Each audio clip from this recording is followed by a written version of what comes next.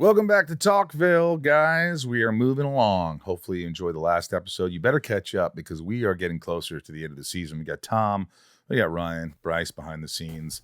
And, just want to say thanks. If you want to support the podcast and you want us to keep going and doing this, if you're enjoying it, join patreon.com/Talkville. Become a patron and give back to the show. Anything helps. And we'll keep doing this. And, boy, another episode that I've watched. I got to tell you guys, I was very surprised about the intro to this episode. It's like a complete reset. They're like, here's a whole reset into what has happened over the course of the last couple episodes. And it kind of got me back into it for an episode that, may not be a Three Rows kind of episode. It was a little different. We're in Honduras. And we don't do a lot of recaps in Smallville, so it was kind of cool. Mm-hmm. Kind of give a little flash to the show and shows you the scope and makes it look big and all these things. A lot of redwood trees in Honduras. A lot of redwood trees. And a lot of big old Canadian wilderness trees. In Vancouver, Ryan.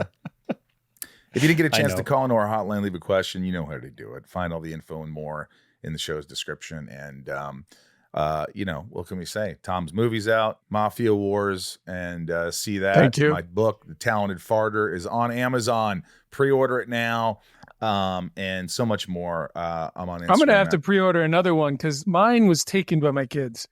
Like, it was right there. I don't know. They must have loved it. At the Michael Rosenbaum on Instagram, and the link tree will give us dates when Tom and I are going to be together at cons, Cameo, all that stuff, merch, whatever you want. The Inside of You online store also has tons of merch. And without further ado, let's get into it. Season 5, episode 16, Hypnotic. Hypnotic aired March 30th, 2006. Director Mike Roll. Don't remember him. I actually do remember Mike. Writers Todd Slatkin, Darren Swimmer. We love them. Guest star James Marsders as Brainiac. Nicole Hiltz as Simone Chesterman. Synopsis. Clark and Lana's relationship reaches a breaking point when a felonious hypnotist takes control over Smallville's most gullible and dangerous citizen. All the while, Lex's search for the missing ship and Milton Fine take him on a dangerous trip to Central America. So I just have a quick question for the opening for Michael or anyone. These guys are coming in these hazmat suits. I guarantee you that ventilation system on those suits didn't work. Have you ever been in a situation where they need you to wear a helmet and pretend like you could breathe? Because I'm like, this is tough. It's not easy. I don't like it. It's hard to do your lines and stuff. I've been in that position before, and I'm claustrophobic, so that doesn't help. I was claustrophobic when I did Guardians of the Galaxy. Even in that costume, it was a little heavy. And just like, I don't know, for some reason locked in that suit and the big boots, and everything's tied up. So your boots are all high and tied. So everything you're taking off will take time to take off. So that kind of gave me a little anxiety. But I don't know, you power through it, I guess. It's like living in a CT scan. After a quick recap, we open the episode in Honduras as a couple guys in biohazard suits enter a hazardous room where some sort of virus has killed a group of people. As they begin blood sampling, Milton Fine walks in and introduces himself by killing both workers. He promptly leaves with a vial and burns the evidence. Forgot about Dre, huh? Yeah. Back in Smallville, Clark has coffee with Lana as they discuss his two-step skills. Lana suggests they head back to her dorm for some bumping and grinding. Those are two steps that he does not take her up on, because Clark gives her blue balls and says he has to leave for some farm chores. Clark. Well, he's got to pitch some tarps. Yeah, pitch some tents. That's one way to put it.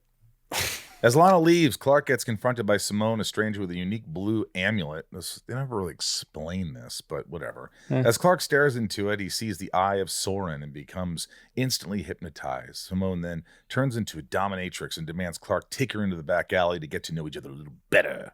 The two lovebirds get interrupted by Lois, and Clark introduces Simone as his girlfriend. Clark is a polygamist. Luckily for Michael, we get all American Rejects song during this episode. Remember American Rejects? Yeah, they're making the rounds again because they released a cover of Flagpole Sitta. I don't even remember that. You remember all the crappy music.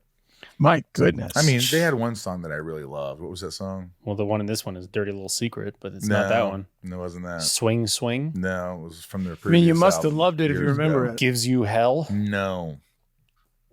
I'm out.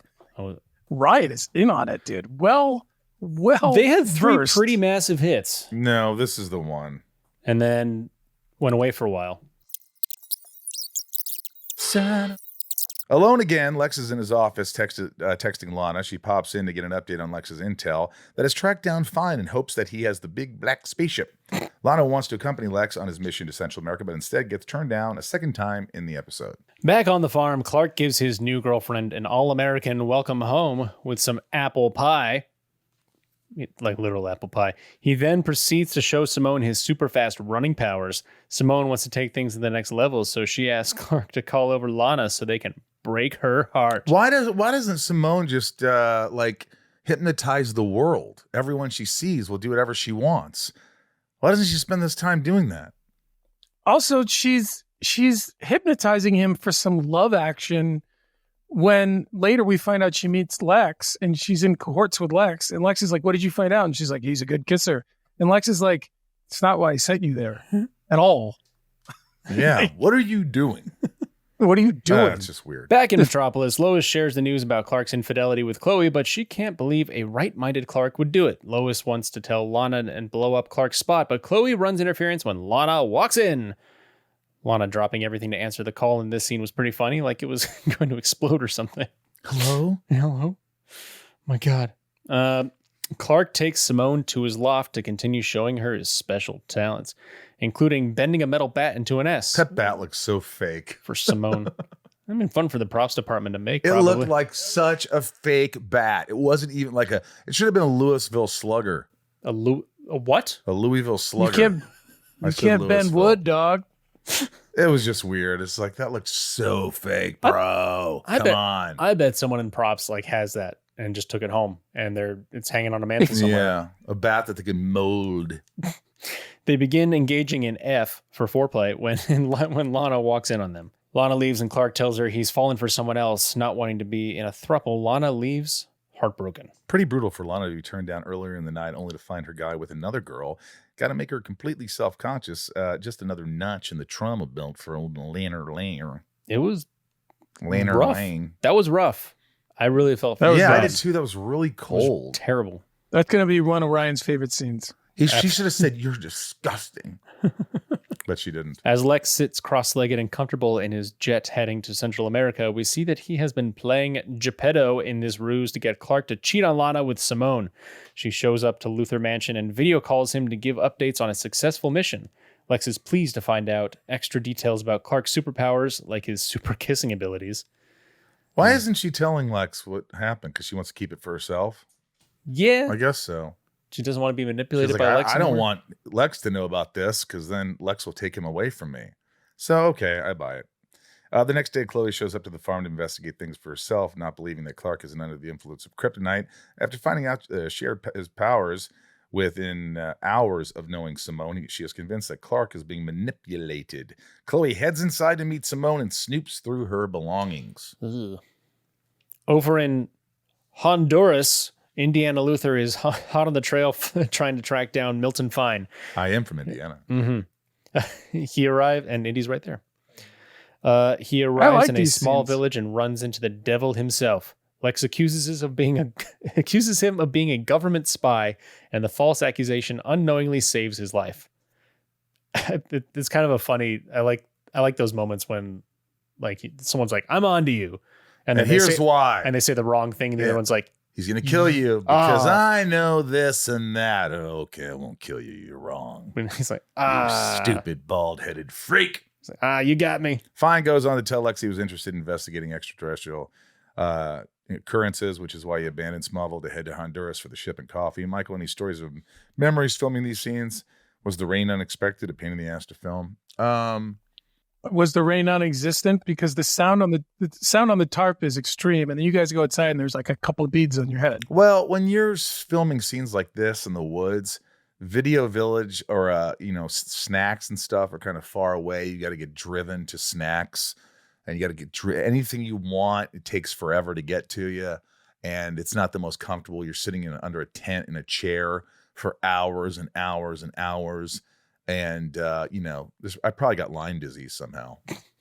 Pretty sure of that. I think that should be the name of the next Sunspin album. Lyme disease. Driven to Snacks. Driven to Snacks. Chloe takes Simone's ID back to the Daily Planet to dig up dirt on her. We learn that her father was some sort of renowned healer who was recently murdered. As an extra precaution, Chloe very, very suspiciously grabs kryptonite from a file cabinet before going to confront Clark. Back down under, Fine and Lex admire a remarkable carving from locals that claim to have seen the big black ship. Fine goes on to play dumb, speculating about the threats of the alien race responsible for the ship. Milton goes on to tell Lex that they can work together to develop a weapon to defend against the aliens. Clark responds like Mark Zuckerberg requesting full access to the all-restricted area in order to work together.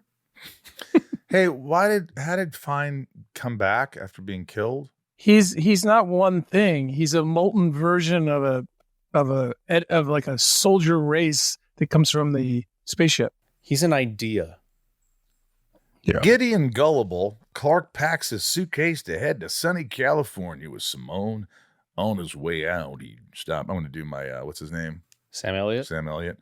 On his way out, he stops by Lois, who tells him that he is being hypnotized by the dude. She threatens violence to stop Clark from leaving and then really... Sorry, what was that song? Move Along?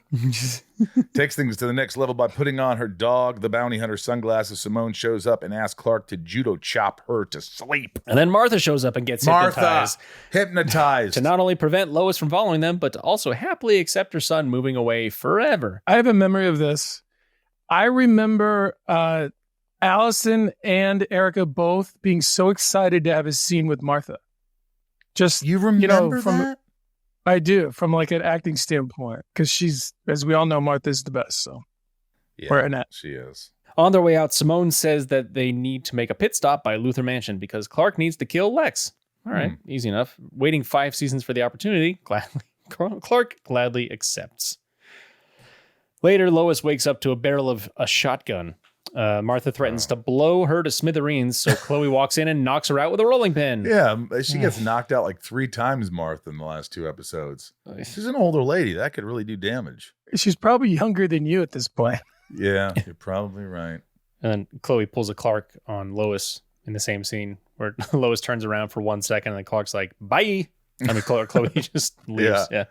Oh, my God. Lex arrives back home after a successful business trip and gets greeted by his old friend Clark, who throws him across the office and through his glass table. My favorite line of the episode, Clark, you've been hypnotized. That must have been how you threw me across the office. Oh, my God. Just so the audience knows, hey, you must be hypnotized because only hypnotized people can throw other people across a room. You must be hypnotized to have super strength abilities. You might be a hypnotized person. Clark, snap out of it. You're not an alien. You're just hypnotized. Lex tries explaining everything to Clark, but Simone walks in and tells Clark to finish him. So Clark begins a fatal chokeslam that only stops when Chloe walks in with kryptonite. Lex breaks free and grabs his pistol. After staring in the eye of Sauron, he gets ordered to shoot Chloe. She wrestles with him and causes Lex to shoot Simone's amulet, shattering it to pieces and breaking everyone's hypnosis. Oh, and the bullet also went through Simone's body, killing her. Do we know that for sure? Yeah, they show a hole. A little bullet hole. They didn't cut back to her dead on the floor, is what I mean. They cut right to the Daily Planet. This is the second Chloe murder this season, and luckily Lex didn't notice Chloe putting the kryptonite into Clark's jacket and then shortly chucking it down the hallway. So the kryptonite is just running rampant, loose in the hall. Why is there kryptonite in my hallway, says Lex the next episode or when everyone leaves. That's weird. Kryptonite. What's this? Or you think the cleaning lady just goes, probably. I'll throw this away. I think it just gets tossed in the trash. Excuse me, Mr. Luthor, what's this? Yeah, I don't know. Weird, wild stuff. Weird. Mm-hmm. The next day, Clark and Chloe reconvene in the Daily Planet. She tells him that Lana will be totally cool with what happened because she knows he was hypnotized. Right? Clark doesn't seem too eager to reconcile with Lana and actually seems grateful that he was able to break up with her unknowingly. Though being hypnotized is not a regular occurrence, Clark lying and hurting Lana is. Probably the most recurring theme in the series so far. Later that day, Lana shows up to talk with Clark in his loft at sunset because that's what happens every episode. Unable to look in her eye, Clark tells her his feelings have changed. He then looks her in the eye and says, "It's over. It's over." For the second time this episode, However, this time she's not the one who cries. Poor Clark. We cut back to Honduras to see the big black spaceship on the jungle floor and accompanied by a group of 4 Brainiacs. One might say that's too many Brainiacs. Too many. One says they need more samples, and then they all disperse. Milton Fine is seemingly looking to engage in biological warfare with humankind. What is it that my question is, like, we need more samples. What did I miss what they describe the blood sample is or what's in it? Did they not even say that? Why does he need anybody? Like, why doesn't he can just do all this stuff himself? What does he need these puppets? Oh, he found a virus that's killing humans in Honduras, and he's going to coronavirus us. I thought the virus allowed him to create 3 more versions of himself, so that then if he has more blood samples, I sound ridiculous right now. I know I do. That the more samples of the virus, the more Brainiacs you can have. I think he's able to do that regardless, and I don't know why he didn't do that so many times before, like when he was fighting Clark in the mansion. Like, why don't you just split into all these other people? Because I don't think the virus could do it. Maybe he couldn't do it before? That doesn't make any sense. Maybe because he got stabbed on a bunch of crystals, he's got a bunch of little Miltons running around? I don't know. Hey, Al, thanks for picking up. I got a question. Yeah. Clark heads inside to discuss his relationship ending with his mother. Martha tells him that this is part of being an adult. She questions whether Clark was breaking things off, not just because he was afraid of hurting her, but also because he was over the girl next door. As Martha mentions hoping Lana doesn't do something stupid, we smash cut to show her showing up at Luthor Mansion and interrupting Lex stoking his fire. It's music to his ears. Lex finds out that Clana is over. Is it? I think it is over this time. Yeah. I think they just can't go back now. It should be. It's over. Because, there's that song, it's not over till it's over. So many tears I cry. Lenny Kravitz? It's over, though. Yeah. That's a sequel to that song. Well, Baby, there's a reason why over. Martha said, I wonder what mistakes she might make. And I think we're going to get to that throughout the rest of the season. If part of the motivation for this was to show Clark that he could boink without hurting people, this storyline of breaking Lana's heart in order to do so is pretty brutal. Chloe is actually Superman, a crime-fighting Daily Planet reporter. How many episodes do you give it until Clark and Lois become a thing? 5 seasons. Finale? Series finale? Finale of this one? No, series finale. I'm going to guess 10. That's when they come together. Or are they going to will they, won't they? Till I don't know. Yeah, they will, they won't they for quite some 6. time. Will they, won't they? It was just weird. This episode was weird. It was just like, it was campy. It was like this amulet that everybody gets. It was just, it's just kind of like, what is this? I think the only breath of fresh air was you and James in Honduras. Like, that was interesting. That whole thing was very interesting. The rest of the episode really was kind of meaningless. It was a means to an end, probably. They're like, how do we get Clark to finally break up with Lana? Let's have him lose his mind again. Yeah, this girl has an amulet, and Lex has been using it, but he stays away with her because he knows her powers, and he's got something on her. So he's gonna force her to get Clark's secrets out of the blue, and we haven't talked about that for a while. But now he wants Clark's secrets, and she's gonna go get them. She's gonna make him manipulate and hypnotize. It's kind of crazy they did this so fast, right? With like fans that wanted Clark and Lana to be together for like 5 years, and then within 5 episodes they're like, nah, we're gonna break her heart. They're done and have them separate. Yeah. So well, we're getting toward the end of a 5-year contract for most characters. there you go. Yep. Interesting things of note. This episode's original airing contained a dedication to Dana Reeve, who passed away on March 6, 2006. As of this episode, Tom Welling became the actor to have played Clark Kent for the longest consecutive number of episodes. The previous record holder was George Reeves at 104. And Tom, of course, surpassed his record with 200 and something episodes. Or maybe more. Let's go to our top tier patron. We're very excited. Okay, so first of all, Jeff, you look a little bit like a young Nick Frost from Shaun of the Dead. So I love Nick. He's a good friend of mine.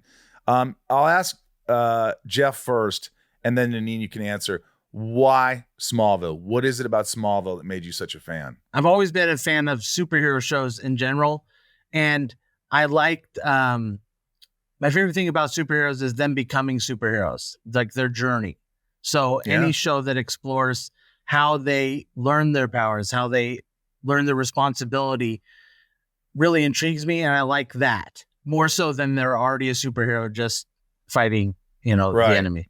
I that brings up to mind the first Iron Man. I thought did that really well. Yep, absolutely. Jeff, by the way, are you and Nanine married? Yes, we are. Why are you in separate rooms? Why couldn't you just be on the same? I'm at work. She wanted me to get off, and I just could not get away. I'm not just exiled. All right. Well, Nanine, why Smallville? Why did you become a fan? Well, I think, like Jeff said, we've both been superhero fans for a long time. And I don't know what rock we were under, but we didn't really discover Smallville discovered it, like in the name of France. We didn't come across it until its 5th season, at least. I knew what you guys were doing. How long were you together before you found Smallville? Well, that's how I know, Tom, is because we were married in 2006. Oh. And the show started in 2001, right? So I told Jeff, I said, it had to have been its 5th season because we were married at the time. Channel flipping, came across it. And it was like, I think this is Superman. But him and Lex are friends or frenemies. What's going on? And that was back at the time where in order for us to catch up in real time, we had to run down to the video store, hope the DVD was in stock, and catch up. And we just fell in love with the show. I mean, you guys are great actors, brought life to those characters that we hadn't seen before. And it just was really good storytelling. Jeff and Nanine, we'll start with Nanine this time first. We're watching this episode, Hypnotic. Did you have a lot of problems with Hypnotic, or is it an episode you really liked? Nanine? I don't think I had a lot of problems with it. I mean, there's certainly things we could pick apart, right? Smallville had that sprinkled throughout. I like the aspects that I like are with Chloe and Clark and how you get to see them. Chloe really knows Clark's character. And I love that when she hears about what's going on, she immediately is like, that just doesn't sound right. That doesn't sound like Clark. Where everybody else is like all upset with him and not really taking the time to go, something's not right here. Poor Lana, of course, she just gets kind of slapped up one side down the other. So I kind of give her a pass, right? That was really hard to see. But that's part of what I liked about the episode of Chloe and Clark, and the humor in it is very humorous between Lois and Martha. And, there's funny things that are sprinkled throughout. I have no problem suspending disbelief, which I think works well with the show because so much of it is not realistic. But I mean, Superman isn't really realistic. I mean, his powers, why does the sun give him what he has? Wait, Superman's not real? I know, crazy. F, Jeff. I liked the fact that it seemed like Lex's primary goal was to have this girl come and break up the relationship, and then secondarily find out anything about what might be going on with Clark. Because at first they're like, why is this girl singling out Clark? And then secondly, when she goes in and kind of reports back to him, his first question is like, well, Clark won't, Lana won't be coming to the farm anymore, something along those lines, like there was a goal to break them up. And I'm of the mindset that Lex has always had feelings for Lana, even though I know that's not agreed upon by everyone. But I mean, when she went to Paris, he's the one that makes sure he sees her off. Why would he ever fund her getting the talent? He really has kind of backed her for years. Jeff, if you can go out with one of the girls, come Lana, on. Chloe, or Lois, who would it be if you had to choose? You had to, gun to your head. I have to answer it. Oh man, I think that I would pick Lois. All right, Lois. Okay, Nanine. Let me ask you, who would you, Clark, Lex, or Jonathan Kent? Well, I actually would have said Lex because Lex and Lionel are my favorite characters of the show. Boom! I agree with that. And also I think, it's also unrealistic. You agree with that? What, you agree with that? That you're at work. I think you're in the garage. Yeah. Jeff's somewhere else. He's hiding bodies. Before we let you go, is this a show where you guys would watch together and it really brought you together in a lot of ways, and something that you just bonded over more strongly? Yeah, I think so. I mean, Jeff and I, we don't have kids. It's just the two of us. And so one of our favorite things to do is we watch different shows together, and it sparks a lot of dialogue. And then we have a lot of fun back and forth of, if he has a thought that I don't I don't agree with, or vice versa. And it just, we have a lot of fun together. So definitely would agree with that. Jeff? Yeah. One of the things I like especially about the later seasons of the show, is that the plot is complex enough where you don't know what's going to happen, and the show surprises you. So you can theorize, and you can talk about the relationships, how they develop, what's going to happen next, who are the new characters they introduced. So it was really a good, just thought-provoking show for that. Other shows are not as deep as that. Jeff, did you ever make sweet love to Smallville? No, Lex. No, I have not. I felt like a Lex question. That's something Lex would ask. That was exactly what Lex would say. But you guys, I love that you found Smallville, and it means something to you. And more importantly, I want to thank you for joining Patreon and really supporting us and supporting this podcast, because I've said it millions of times, Tom and I both, that without you guys, folks like you, we couldn't do this show. We just couldn't. We wouldn't. And it really helps out. And so thank you for being a patron. Absolutely. I think it's our pleasure. This was such a fun thing. I mean, what a treat. If you had said to us, 15 years ago when the show was on or whatever, oh, you're going to get to talk to, Tom and Michael one day, we would never have thought that, right? So this is really cool for the fans. And Ryan. So thank you guys for what you're doing. It's a treat for us. Hotline time for the hotline. All right. We're going to start with, let's start with patron privileges, of course. Patreon.com/talkville. And we also have a patron, top tier patron, who gets to come on the podcast today. So join Patreon, support the podcast. Here's Ken the Limerick Guy. Boy, do we love Ken the Limerick Guy, don't we, Tom? I know you do. He's always got your sensibilities. Yes. Here's Ken. Great beard, Ken. Hi guys, Ken the Limerick Guy. Tom, in Hypnotic, the prop bat that you bent into the S curve, did they make more than one of those? Were you able to practice with that beforehand? How did that work? I'm always curious about specialty props like that. From a camera point of view, I have to imagine we didn't do it in one take. And that's because my back is turned to her as I manipulate Michael's favorite bat. I bet it took a couple takes, and then when we figured it out, I turned back and go, look, this is what I did. That's usually it. Otherwise, it would have been done just in one shot. That bat was so fake. Hey guys, this is Shannon Fafanin calling about the episode Hypnotic. There's a scene where Simone tells Clark to knock Lois out. Tom, do you remember from the script if it said to lightly tap her on the head, or did you come up with that on your own to show how strong Clark really is? Thanks, guys. Thank you, Shannon. I do remember it was in the script. It was in the script because I don't think a super punch would have been appropriate. Here comes another one. This is Shane. Shane, what do you got for us here? Hey guys, this is Shane from Michigan. I'm just curious, did they have a hypnotist come over for this episode? You seem to have a lot of little mannerisms here and there that maybe seemed that you had a little bit of education on something like that. Just curious. Thanks. You know what's funny, Tom? I actually really liked your performance because I think you played the hypnotism really well. It just was off. It was weird. It was cool. It worked. Well, that's because they brought a hypnotist to no, they to did not. Oh my gosh, could you imagine? They did not bring a hypnotist. Fatima. Hi, this is Fatma calling from Pakistan. Question for Hypnotic. You guys believe in the power of hypnosis, and have any of you ever been hypnotized? No. They tried to hypnotize me a couple times, and I don't believe it because I've tried and it doesn't work. I don't believe it at all. Even at the Magic Castle? No one's ever gotten you to the Magic Castle? Nothing? And I'm going to help you to stop smoking. I'm like, you're stupid. I'm going to help you with your depression. I've never thought it works. I tried. My opinion. Bullshit, Hi, this is Sarah Bass from Michigan. This episode is neither the first nor the last time Clark is put in situations that could be seen as sexual assault, like Alicia drugging him with Red K, but it's taken rather lightly because it happens to a guy, which is obviously problematic. I'd love to hear your thoughts on this and how you might have liked to see Clark process these experiences. Thank you. Wait, did she just hypnotize us? Well, Clark's been taken advantage of sexually a few times. If they did this with a woman, it would not fly.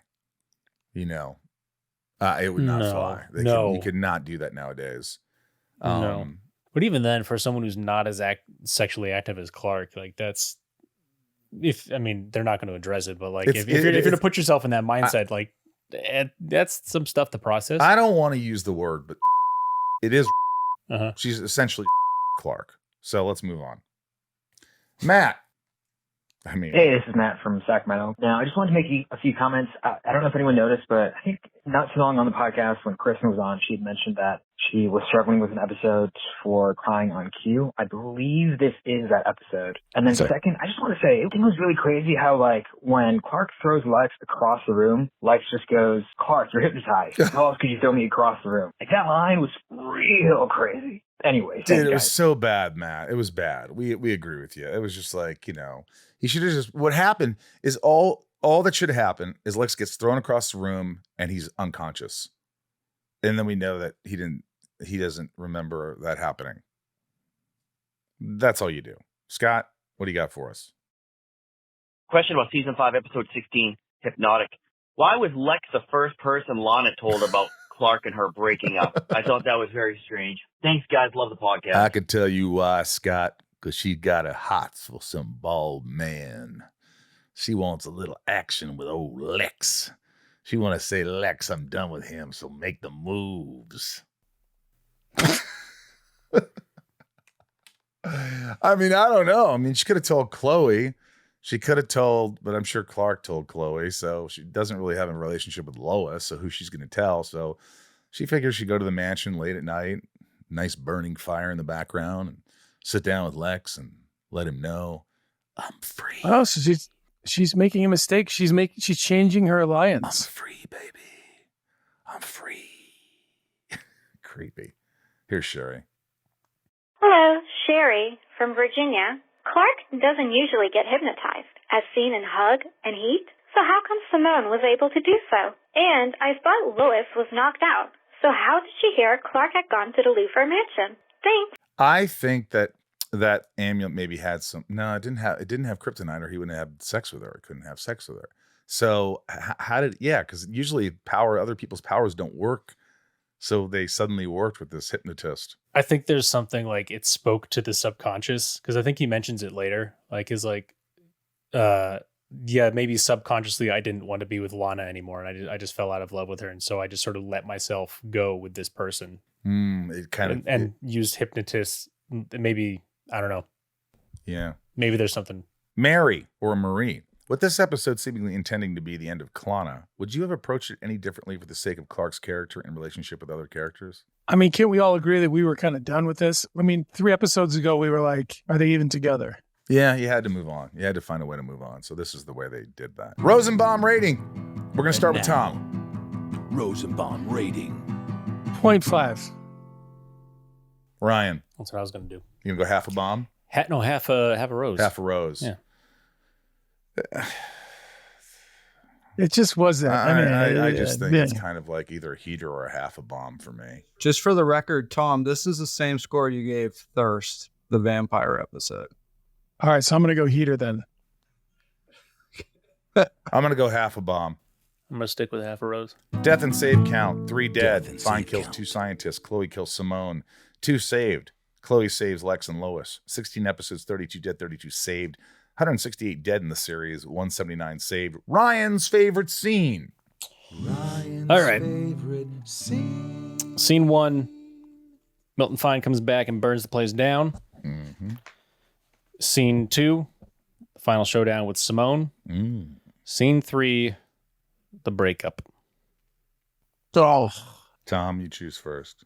I mean, I preferred the first scene, but the breakup actually affects the series, so I got to go breakup. I want to say the fight scene, but I know that he's going to probably pick the breakup. The breakup. Yeah. Yeah. It was affecting. It was effective. Effective. It was an effective scene. Did you guys notice as Clark broke up with her and she sat down, he got on a knee, as just like he did to propose to her? Did you notice that blocking? It was actually pretty cool. I didn't notice that. Yeah. And she was like, "Not this time, Kent." That is it for the episode. Stick around next week as we will fill a gap and talk about season 5, episode 17, Void. I want to thank Jason, our editor. I want to thank Bryce, our producer. I want to thank Ryan, Tom for being here. Let's take the discussion online. Our socials at Talkville Podcast or Talkville Pod. Show the support for the podcast by joining Patreon at patreon.com/Talkville. And if you want more info like merch for the show or our hotline number, you can find all that in the description. And that's about it. We'll see you next week. Come back. Join us.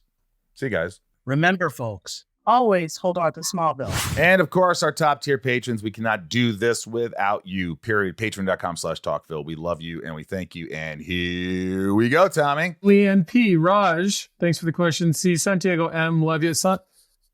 That's Santi, actually. But Little Lisa, ThomasTomTurner, Shane W, Sophie M, BetsyD, and Abhi P. Rae H, KarenApple M, 99 more, Leilani N, Brett G, always hold on to Smallville, Estevan G, Charlie T, Garrett W, Bob K, Kyle H, Tom N, Jason W, Osama A, Lana Rums with Banana W. Nancy D, Brian G, YVRGrips, thank you, Vancouver, Amanda R, Teddy127, Michael P, Ryan R, Jordan M, Randy B, Craig G, Jorel, hi Dad, Heather and Greg, love you guys. I made Talkville say, but Brian H, Eric K, and Clark's M. Kristen B, Jeff and Nan Weber, Darth Achilles, Finky, Early is on Time. Damn, who's that? Jeanette E, Deadvid, General Zod, Theodore, Jammin J, Doug R, Carlos C, Tommy Z, Boston 68, Ken the Limerick Guy, Corey L, Mr. Home Arcade, Claire M, D Brown, KarenApple M, Jules M, Eldon Supremo, Leslie V, and Brian P. Mick Burtz, Ginger Moose, Christoph S, Michelle M, Leah W, Amanda Lynn. Great. I always think about the instrument. Anyway, Jessica B, Michael Caine doesn't blink. Michael Caine doesn't blink. Michael Caine doesn't blink.